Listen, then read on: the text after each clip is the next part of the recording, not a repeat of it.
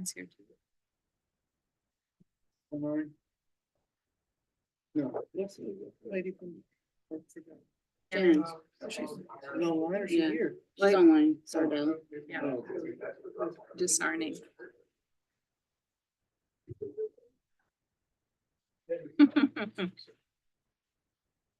You know that young man in the back? Oh, well, that's very good. Oh, very good. That's great. Okay. Okay. Okay, very good, very good.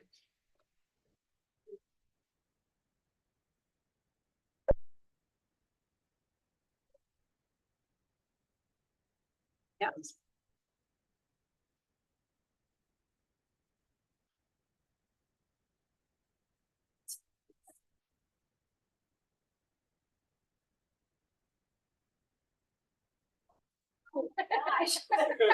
Okay. For the meeting, we'll meet again next month.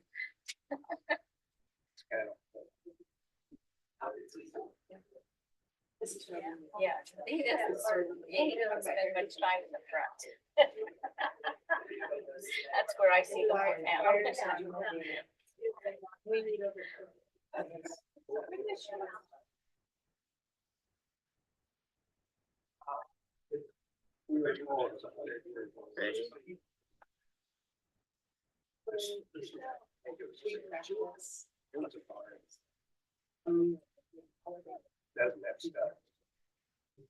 Sure your mic's on. Make sure we're just gonna, when you're talking, try to get in the mic if you can. So we can have, we're gonna record and we're gonna live stream. Michelle, I'm probably gonna steal your, because you probably won't be talking to double mic or special guest. About here. Yeah, that should be great. And we are recording. You ready to go? Sweet.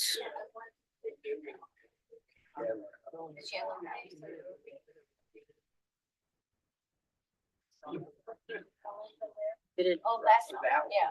Oh, okay. That one, Well, good evening. not the channel. Hello. Thanks for joining us. It is now 6:02 and I call the meeting to order. You're welcome to our first Heritage Committee Community Night. So this is our regular meeting night. We do this every month. And so right now I'm the chair. Michelle is the vice chair. This is Stephen. And of course, our special guest, Dr. Ronald Spores.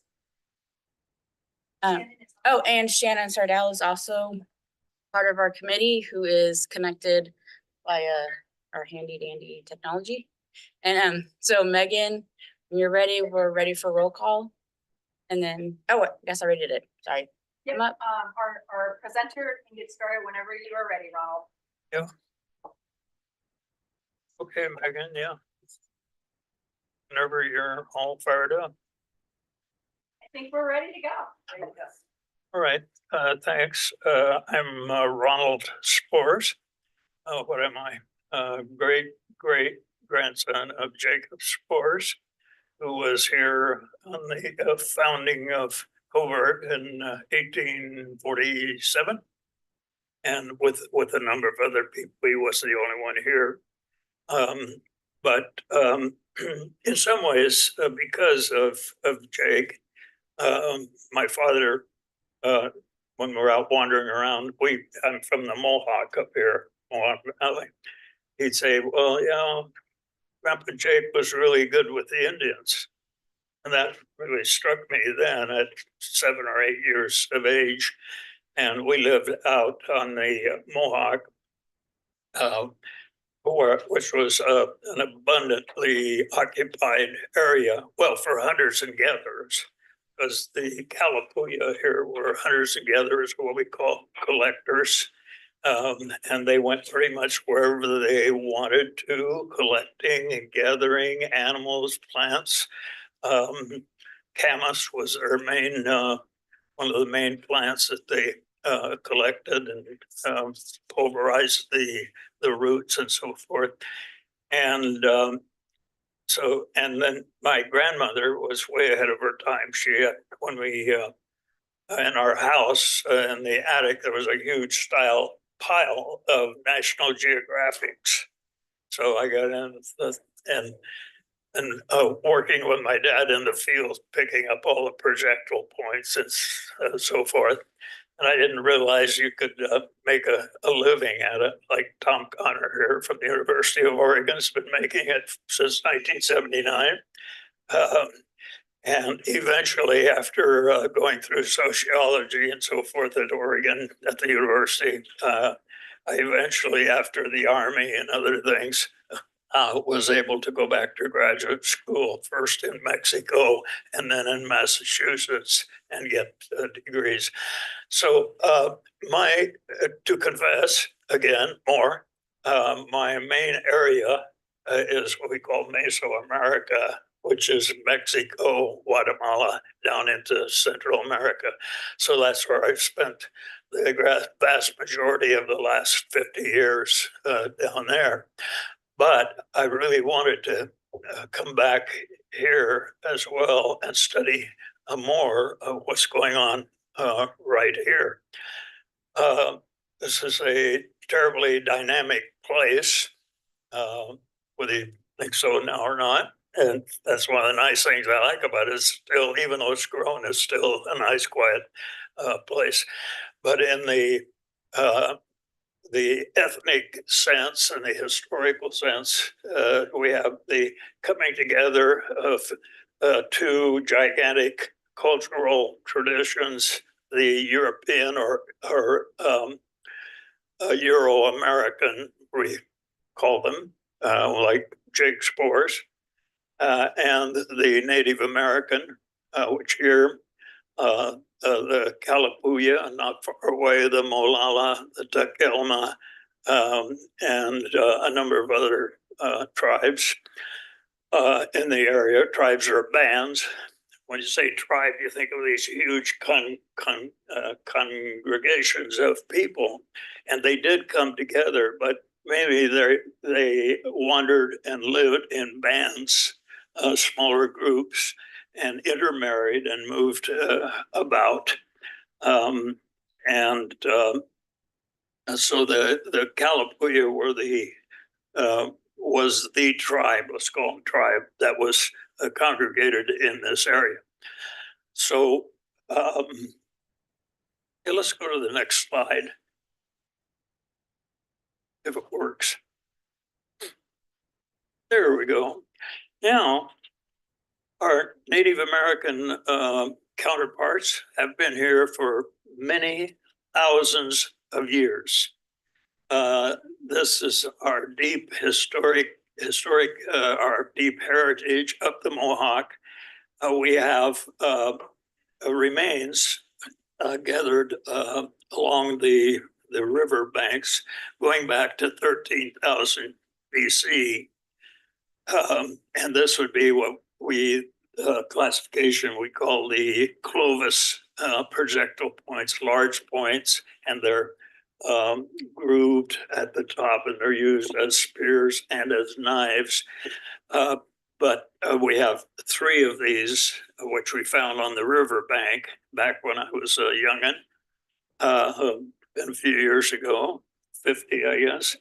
And then from that point, so we know they were here. We know that the tribes or the natives by that time had gradually percolated down from Siberia into Canada, United States, and eventually made it all the way to Tierra del Fuego. So that we must appreciate that these are the Kalapuya, the other tribes here, have these very ancient roots. And this, we were pleased to have the University of Oregon team do a survey out there on the Mohawk where we live.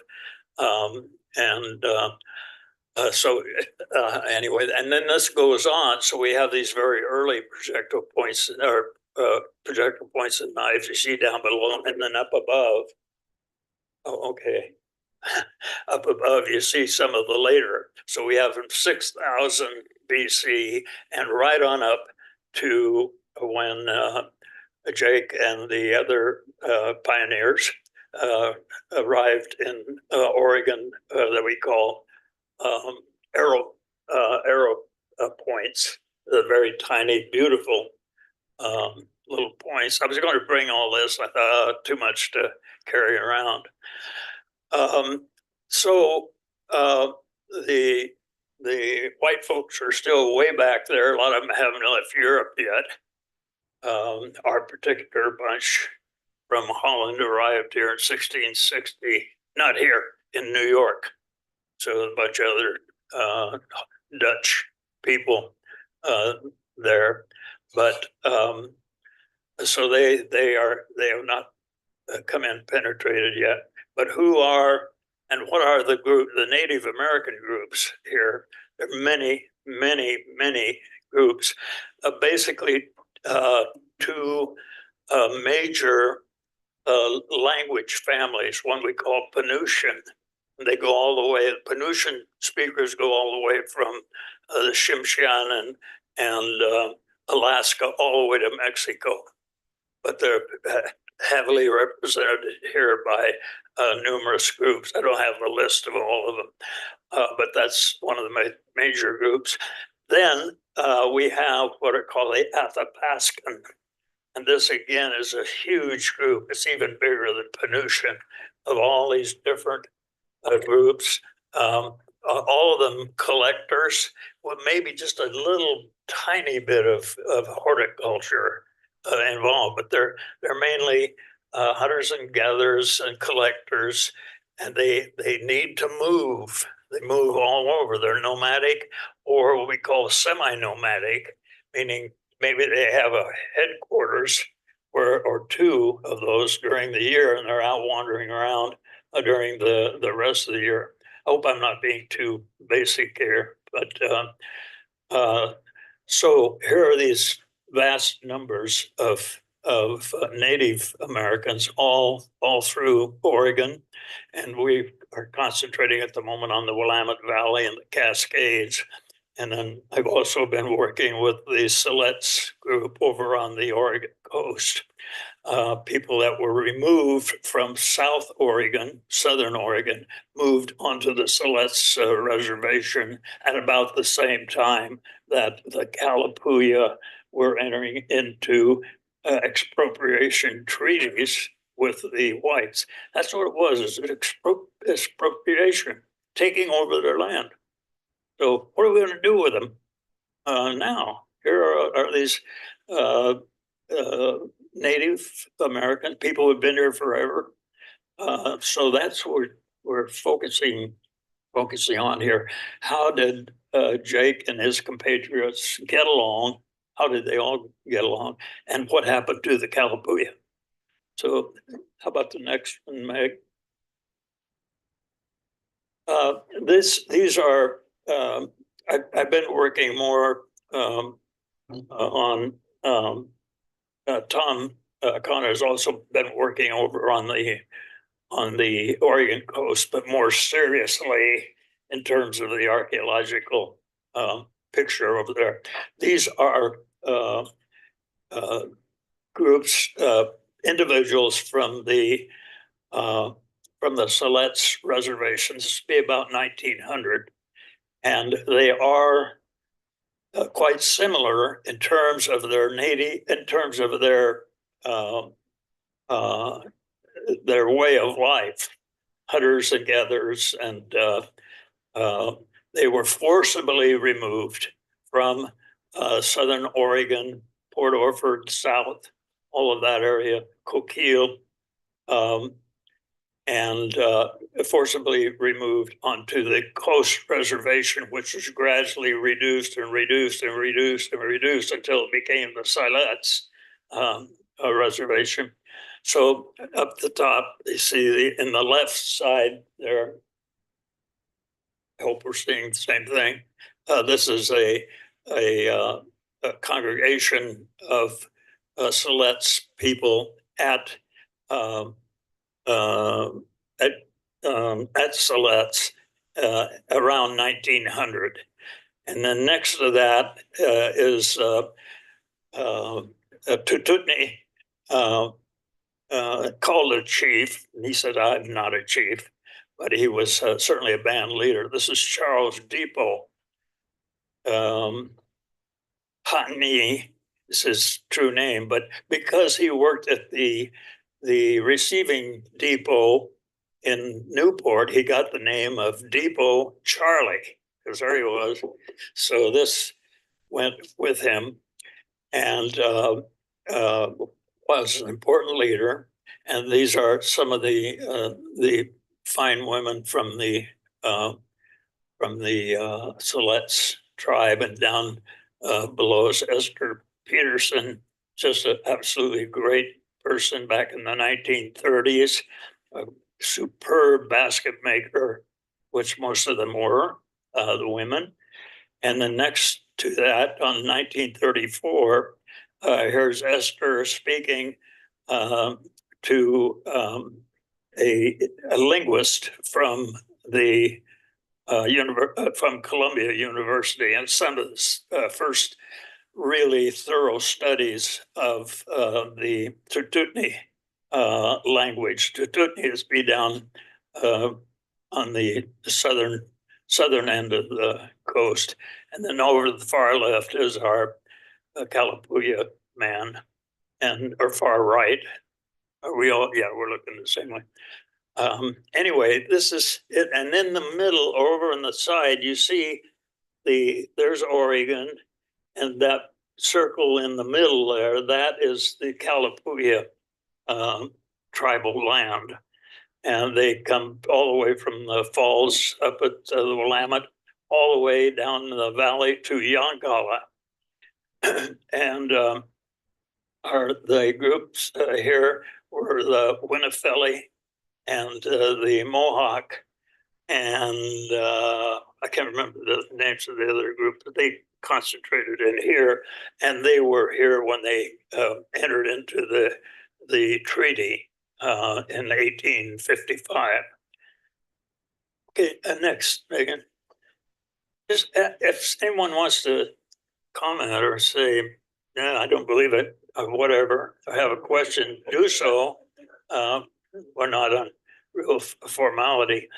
The map over on the left shows you the distribution of Penutian language speakers. That yellow right in the middle there, upper middle, that is the Kalapuya. They occupied the Willamette Valley, and down here, this was the group that was here. And then the rest, as you can see, go all the way down to Mexico. The Penutian speakers start with the Tsimshian up in Alaska. So this was the panorama. It'd be like looking at Europe that we're aware of, and all the different countries of Europe and all the different languages. This would be what we have in the case of Oregon, Washington, California, all the way up into British Columbia, all the way up north. And then we have this classic picture of a Kalapuya warrior that would date to about 1840, something like that. And then another rendering dating to about the same time. Way over on the right is you can see the Kalapuya kind of in the middle, and then there's Silesian speakers as well. Silesians up to the north, also going all the way up into Canada. But I happen to live in Depot Bay, right on the boundary between the Athabascan speakers and the Silesian speakers, and they also go all the way up into Canada and into that area. So anyway, this is kind of a not very useful perhaps, but to give you an idea of the diversification, that diversity the Native Americans here. It wasn't simply one group. And so, yeah, Megan, you want to hit the next one? There any questions about that? Just say so. Yeah, oh, You said the bands, how big were the bands, like 10 to 20 or the group? at least, like, yes, the Gallus Creek, the Tututni, there were all those rivers down in southern Oregon, southwest Oregon. They had their tribal, they had their band groups, and they, like the Tututni speakers, pretty much were, they could, the dialectical differences they could pretty much handle, and they could pretty much coordinate and get together, even if they were Takelma, Tututni, or whatever the group might be. So, yeah, we're talking about there are numerous bands here, all through the area, doing pretty much the same thing with their territories, but at the same time, they were free to move and go wherever they want. Here's a deer. I think I'll go over and take that down, and or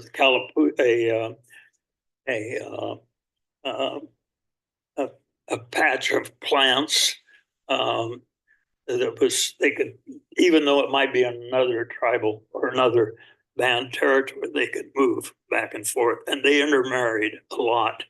So there's a lot of that kind of mixing of the language that went on.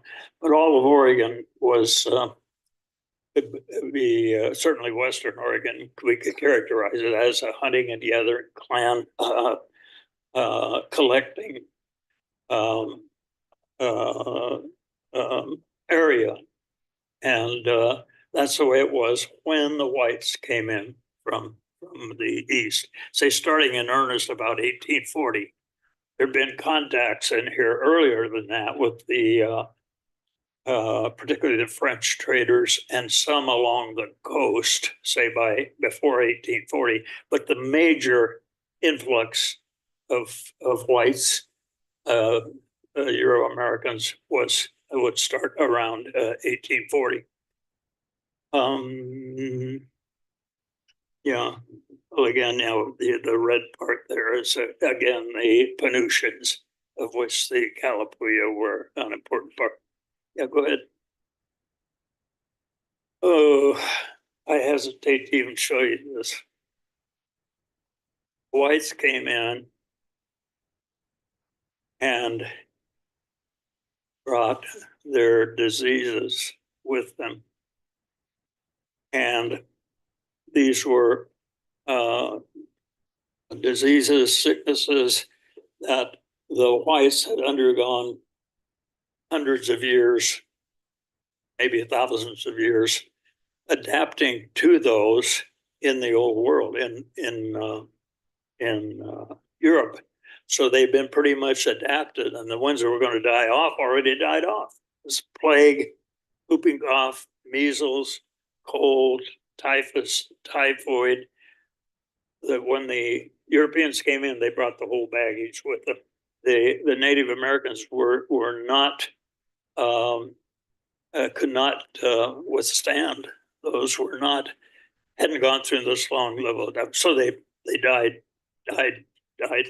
So there was some violence, but the majority of the huge decline in the United States and Canada, we estimate 7 million people. By 1900, about 100,000. So this was devastating, to say the least. And I just did an excavation in Oaxaca, Mexico, and I wanted to look at it specifically for the same reason as we're focusing on today, where you have the Native Society, which we also have studied for 3,000 years, developed. Here come the Spaniards. What happens? So that's what we're, so this site is a city. It's about hectares, 2.acres, 2.2. So covers about 100 to 125 acres, something like that. This is in Oaxaca, a place called Tepozcolula, and the site is Yucunda. But in the process of excavating, we excavated approximately 120 burials or 20 graves. And some of them, a lot of them were multiples. This is a multiple grave, 6 individuals and at least 1 child. And in addition to that. So this in one sense was tremendous because we were able to do studies that had never been done on native populated DNA was coming. This is only about 5, 6 years ago. And this is one of the Madonna and child. They're one of the artifacts that we found buried in one of the graves, but it'll bring tears to your eyes if you really think about it. And I remember one, there's a woman about 26, 27, and here's a guy about 32, 34, and here's their baby at their feet. So, and this repeats over and over, over. So here we see the devastation for Coburg and Gallipolia. We know about it. We know it was going on. The documents tell us that. But the vast majority of the population here was removed and taken over first to Dayton and then to Grand Ronde, which is over on the coast, or almost. And a lot didn't go. A number didn't go. So they stayed over here and scattered around in various groups up the Mohawk. Several of us, Cottage Grove, a bunch down there. A lot of them had worked with and been with Jacob Spores, and then they had very favorable relationships. Believe it or not, I didn't expect it, but it was. And then they stayed in the area. Okay, switch. Here we are on the white side. This is an advertisement by Jacob, or from Jacob, or referring to Jacob, April 23rd, 1846. And this is back in Illinois, and there's an advertisement for people that wanted to go with Jacob down at the bottom, Jacob Spore. The name changed a lot out of Rockford, Illinois. So anybody wants to go, says these are the hardy, wonderful people of the soil. So this was an ad. This is 1846. They actually didn't leave until 1847. So I'm not, I think they were still recruiting. They decided not to go in 1846. And then they went on in 1847. So here are the Gallipolia out here. Here are the whites back in Independence, Missouri is where they started out from. They followed the Platte River, went up and across. They had for the wagon trains that had gone across. I think the McKibbins were in one of these. I can't remember which, or some McKibbins. They had a very good time, and they attributed to some of it, at least, to being with friendly Indians, having good Indian guides, but with Jacob, who was cognizant, apparently knew the Indian languages or language. I suspect Iroquois from New York. He was in the Battle of 1812, or what was it called? War of 1812. And also, I think, figured prominently in a revolt of the common Dutch folks with the patron the Rensselaers and all these people, and called the Calico War. Because they dressed up in calico, they dressed up in Indian costumes, and they stampeded, fought the patrons, and they were quite successful. But there was a lot of unrest there, and I don't have evidence, factual evidence, but I think that that Jake may have been part of this, and they moved from there first into Ohio, then into Illinois. His first wife, my line, died there in Illinois, and then he married Nancy, and Nancy came out to Oregon with him. So altogether, I think they had 15 kids. Well, as we say, no television in those days. So we had big families. Anyway, this is the ad that went on, and that has been published in this book called Overland in 1846, which is really recommendable. Very, very good, by Dale Morgan. So, and it's available, and not expensive. Next, Meg. Oh, okay. Here's the result. This is Jacob over on the early Euro-American settlers, Eugene Coburg, about 1847 to 1860. Jacob, and then one of his sons, James Madison, who is my great-grandfather. Is that right? Yes. In other words, Jacob's son, who married Mary Thomas, who whom he had met in Illinois, and they came out in 1852. So that's the Thomas family. And that's James and his wife and their 10 kids. And my grandfather is up in the back row, second from the left.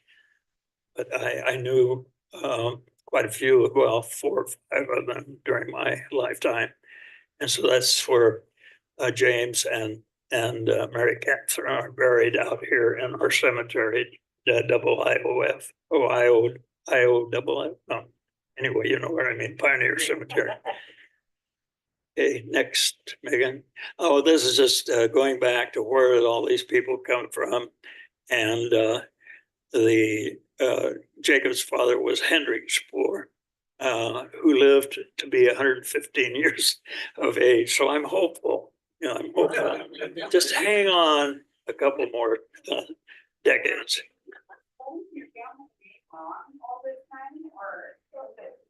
Her name is actually Vibesa. So Jan Vibesa was the first one to make it over 1662, I think. I thought it was 1640, but this coming out of the more authentic sources said the name is Vibesa von Harlingen Spoor, which means Spoor just means road. So we're people from the road. We're the original road people. So any of you happen to. So when did you go from SPOOR to SPOREF? Yes, and when Jake came out, I think it was still SPOOR, and then some people put an E on it, and then the story that we get is when he set up the ferry over there, he put Spoor 'S ferry. But I don't know. I don't really worry that much about it. It's kind of weird because, you know, there was no immigration facility at that 1662. So they all just kind of came together and they had a very happy time up there in the northern Hudson Valley. Mohawk was off to the left, and that's where a lot of them settled in there. And they were involved in his father and all of his uncles were in the Revolution. The Battle of Oriskany, I know, was one of the one, and then Jacob was younger, and he was in the Battle of or the War of 1812, which is really messy, terrible. But anyway, I don't mean to go on with. Yeah, go ahead.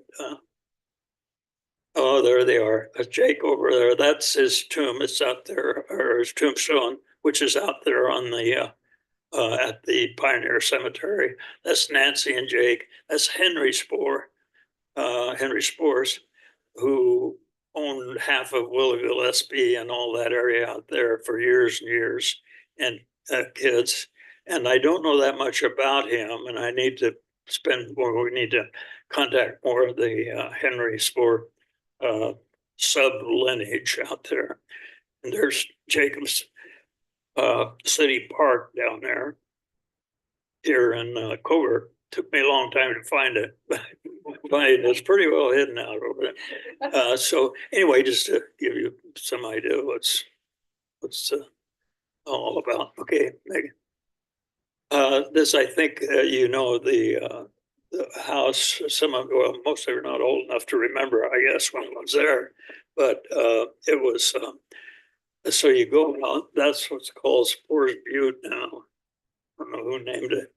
And that was, there's that huge orchard out there now. I think it's at Acorns, hazelnuts, filberts, we used to call them. Yeah, you used to call them filbert. And so in the 1960s, it's a historic site on the historic registry, and it was allowed, they didn't put in proper anything in it, burned to the ground in the 1860s. So, and then it was acquired. And how many actually saw this? Oh, okay. Yeah, okay. Giving away your age. Yeah, that's good. When was it, John? 1967 that it burned? Later than that. Huh? Oh, was it? Okay. Yeah. Well, we thought we had first refusal on buying it, but it got sold. I was in Mexico at the time. So, but anyway. Yes, it was. I just got to tour a little bit of it before, and it was quite. Yes, that's right. That's right. But this is where the treaty organization was. This is where the treaty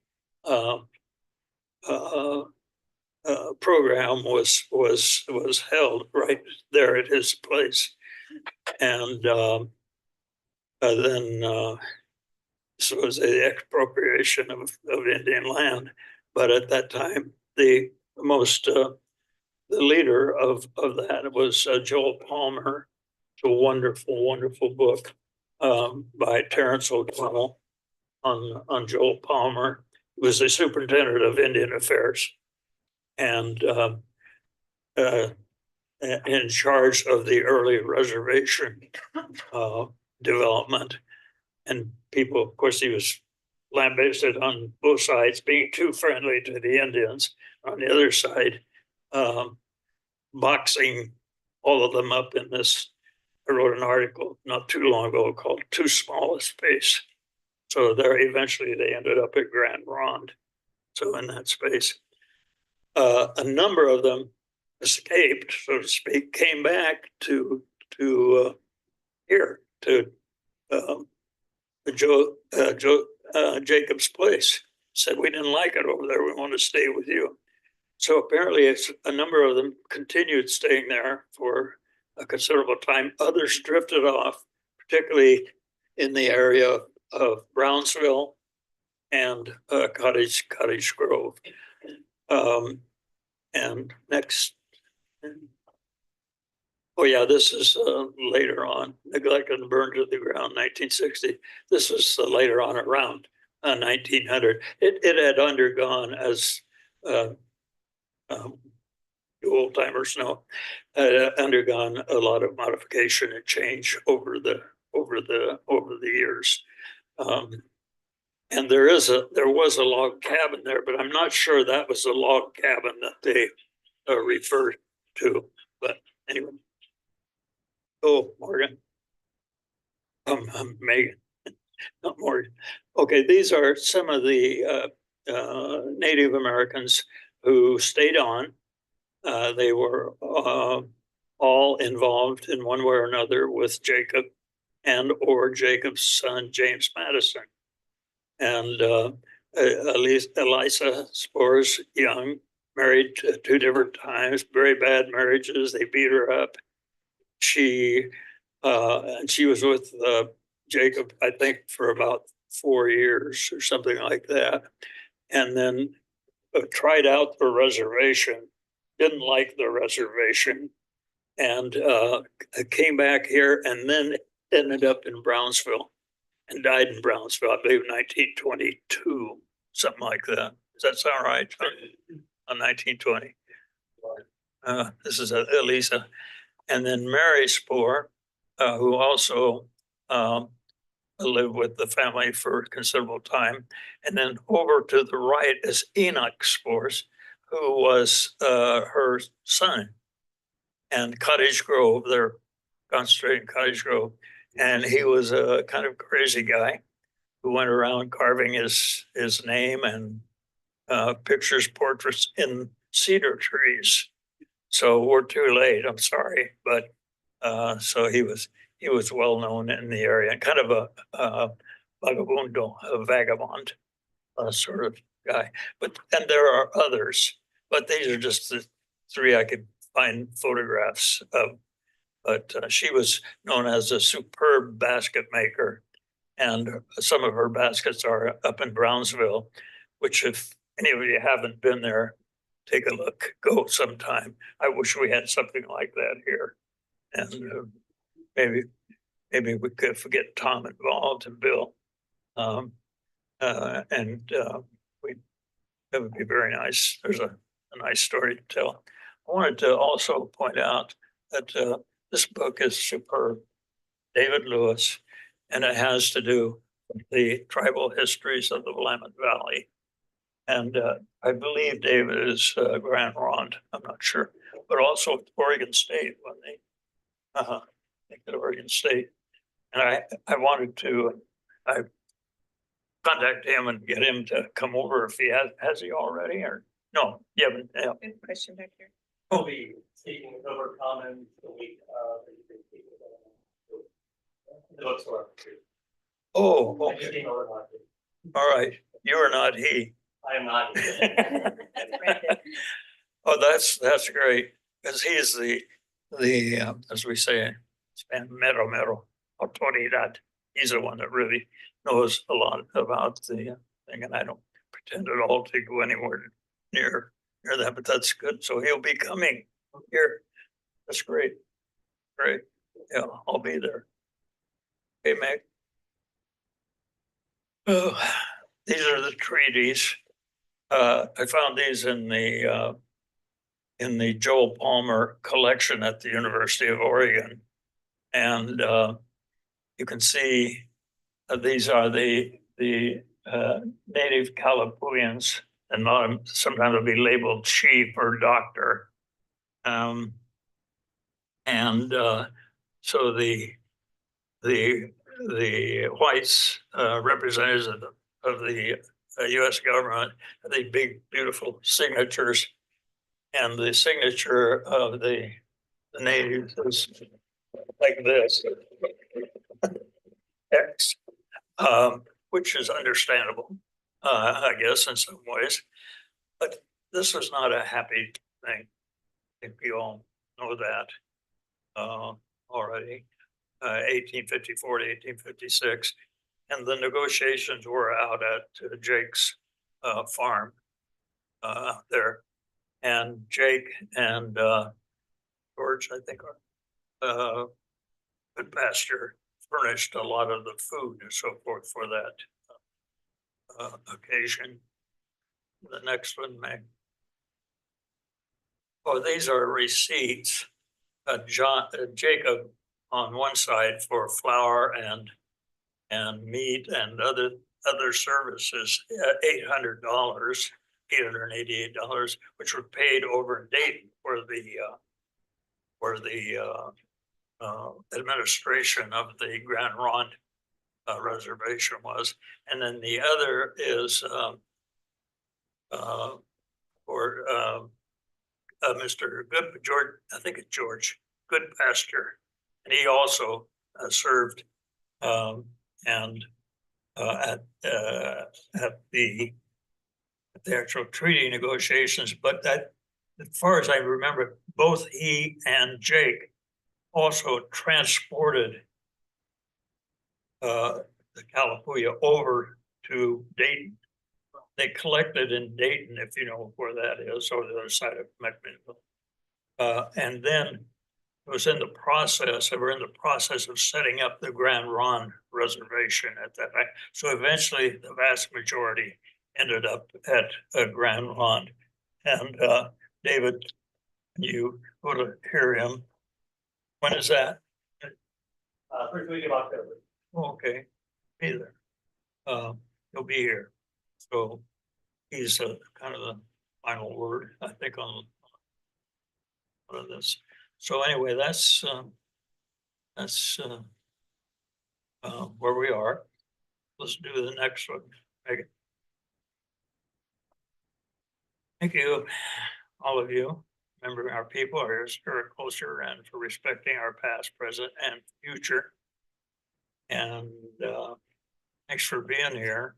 Hope I didn't bore you to death. And I would also like to entertain any comments or questions or disassociation, whatever. I mentioned about the naming of Mohawk Valley. Oh, yeah, this is my brother, John. He's a little younger than me. Brags about it. Yes, the Mohawk River is named, I think this is common, but I'm not sure it is, named for the Mohawk Valley of New York. Keep calling him Joe. Jacob was born in Montgomery County on the Mohawk River. So there were some of his horses were stolen. And so they chased him up a place and found the horses at a place called Camp Creek. And any of you know the area, it's still called Camp Creek. And in part of the exploration back and forth, they came down the Mohawk Valley and he said, "Oh, this must be the place. It's just like the Mohawk Valley." And it is. It is. I drove up and down the Mohawk Valley just to check it out over there. So that Jacob named the Mohawk Valley, and the tribe there is called the Mohawk tribe, even though their real name is Peu, almost like Pu, but Pe apostrophe U, U, Peu. As far as I know, different, but that's my understanding. So, and then there's the Yankala and the ones from around Cottage Grove and the Long Tom over on this side. But just, all of these were represented here at the treaty session over at Jake's farm over there. And apparently he and Armitage, not Armitage, Gillespie, right? Furnished the wherewithal for everybody. So, if you really want to get into this, there's really good detailed information in the Joel Palmer collection at the University of Oregon, and it's open to you. And they're like 50 to 60 boxes of documents over there. It's up on the second floor. Just go and tell them who you are, and they'll start bringing box number 6 and box number 7. Wonderful stuff, wonderful. And then, of course, the historic what in Portland? Historic Society, Oregon Historical Society, also a lot of good documentation, particularly on Joel Palmer. Um, and so then there's the Oregon Archives, the Capitol building, and it's right in front there. So that's a real good source. But best do your own research. I apologize for being lazy because I haven't done much for the last 4 or 5 years because primarily I've been occupied with this stuff. But there is so much here. And I suggested to Megan that we set up a library here where we could copy all the documentation and put in books that might be useful. This the terrible tray, the meat cut off. It'll make you cry. About 100 and some people died because they let Meek, wasn't Joseph, it's his brother, I can't think of his name, first name, but they got to Fort Boise, I think, along in there, and he said, I know a shortcut. So they veered off down to the left, and it was just terrible. And they died. Many people died. Over 100 people died. Right? Eventually, the remnants said, this ain't the place. And they curved around and came back up to the Dalles. And they ended up at the Dalles. So Joe Palmer led the group in 1845. He was, they were in Independence, the same place that Jacob's group started from, Independence, Missouri, and came out. And he has written beautifully about that. And a lot of it is here in O'Donnell's superb biography of Joel Palmer. So there's a lot there, but what I would like to see is that we have niche back there somewhere available so we could come in and review documents, correspondence, things having to do with our history. And there's a lot more to it. And I think, is there a plan for Mary Goldhager to come over, Megan? We haven't set anything up for sure. Oh, okay. She's superb. She's superb. And she has a lot more of the detailed information, the more recent history. The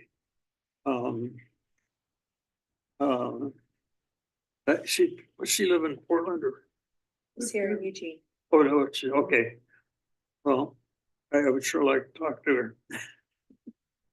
And the Drurys across the street came down from Minnesota, and Emma and Kate Drury married Dan and John Spores.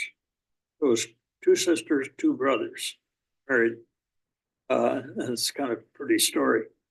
And I knew both of them, John, and I knew all of them, Emma and Kate, John and Daniel were kind of the last of that, of my grandfather's generation. Anything I have one quick question, and I don't know if it's kind of rumored that if on the front end of the cemetery where the burn is, that was the ceremonial area for the Indians. Was that prior to them meeting at Jacob's Forest for all the treaty work, or was that where they kind of centralized when they were doing all of that? Take your pick, Nancy. Yeah. Take your pick. I don't know yet. It makes sense. But whether it was actually at 0.1 instead of 0.16, it happened. That happened, and that kind of, particularly at least once or twice a year, depending on the situation, the bands would come together and kind of looked like a tribe. In some ways, it was tribal. The tribe implies that you have people that break up into bands during the year, and then a certain time, and this, of course, big with the with the Sioux and the Plains Indians, and they come together at a certain time, and they have the Sundance and all that, and the idea of the powwow really starts out there. Powwows all over now. We have some great powwows, incidentally, at Grand Ronde and at Silet's. So those are every year. So come on down. It's really well worthwhile. It's very plains. Like more of the plains culture is represented, but there's enough of Oregon culture. They different dress and so forth, but the drum, which I love, boom, boom, boom, and there's a competition in both of them. But the drum is primarily from back there, from the plains area, Sioux, Cheyenne, Arapaho, so forth. But it's a great treat. It's free. And the main thing is find a parking place when you get there, walk over and whatever. But there's so much to tell and say and do. When are those powwows? I'm sorry, hon. When are the powwows? Coming up. Let's see, I don't have I'm sorry. It's right away. Punch it in on if you're computer wise, punch it in.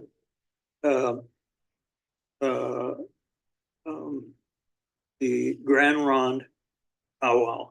It's beautiful. They just moved it. It's up on top of a hill now. It used to be down, and I liked it where it was, but it's been moved up, and well worth your while. And a lot of competition, a lot of dancing, a lot of trading. I think matchmaking going on, which is a traditional function of the tribal meeting. Yeah. Oh, hey, you're pretty cute. August 17th. August 17th. Is that for the Grand Ronde? August 17th.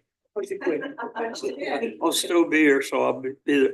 And the Silet's, they may have already had theirs. The other tribes too, Warm Springs, all the others have their powwow. Coburg. But it's Hosted great. up. It's invigorating. You just get it. Yeah. The other tribes are Yakima, the other ones have them as well. I haven't had the privilege of getting over there. August 9th, August 9th to 11th is the select. Oh, Is that the okay. same time? Come over and stay at my place. You Okay. can go to both of them. Started out, fish and watch watch whales, and then you can go to the other one. So I'd like sometime to hear from Tom too, has worked extensively over on the coast, and this is a man we all should know, and we should invite him over to talk to us someday. And he's retired, so he doesn't have anything to do. That's not true. We retire to go to work. So, You had a question over here? I 9 years old when I moved to Coburg, 1939. We found in the bean field quite a few Indian arrowhead oh, yes, beans. yes. Yeah, Long of those. There's no bottom line. well, that's great. That's kind of the last hurrah of are they primarily the small Yeah, points? they were small. Uh, I've been told that. Bird arrows or bird guns. yes, bird points, we call them sometimes.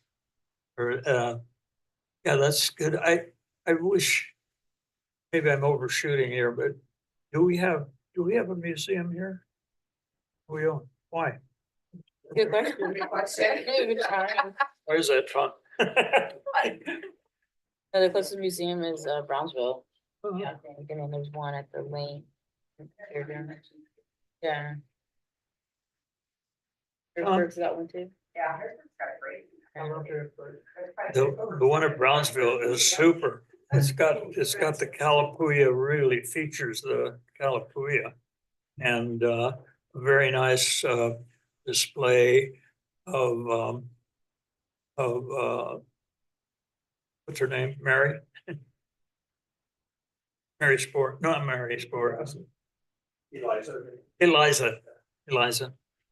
Yeah, it's very nice, but I wish we had, I don't think we could ever rise to having something that big. It's just great. It's all done in abandoned railroad cars. Mhm. And you wouldn't know it when you're in there. It's just beautiful. But I think we could do something, so we're more in touch with our heritage, I think, but and see, well, need to get Tom over here to talk about, because he really knows something about the archaeology, not only here, but the coast and Oregon in general. And Bill also, a block anthropologist, archaeologist sitting back there trying to look innocent. But we know they know a lot of stuff. Do they still do the salmon bake and Depot Bay? Oh, yes, yeah, Salmon Bake in Depot Bay. No wonder it is, do you, John? Okay, well, come on down. And that's in the park in Depot Bay. After years and years of trying, finally got them to let us put up a sign with respect to the Salettes and Charlie Depot and so forth down there. But we're trying to get more more representation in park displays there. And we talked about this in the committee, but anyway, that would be nice if we could get something going. And we could start the book collection day after tomorrow. I mean, it's just a matter of deciding that the committee decides that's what we're going to do, and the town says, oh, okay, that's all right. The council and Megan, and particularly Megan is the real workhorse, if I may say, of all this. She organizes, gets everything done. Yep. Yeah, Yeah. and then this is our committee. Most of it, yeah. So, Is there more Any more questions? questions? Want to thank Dr. Sports for being here tonight. yeah,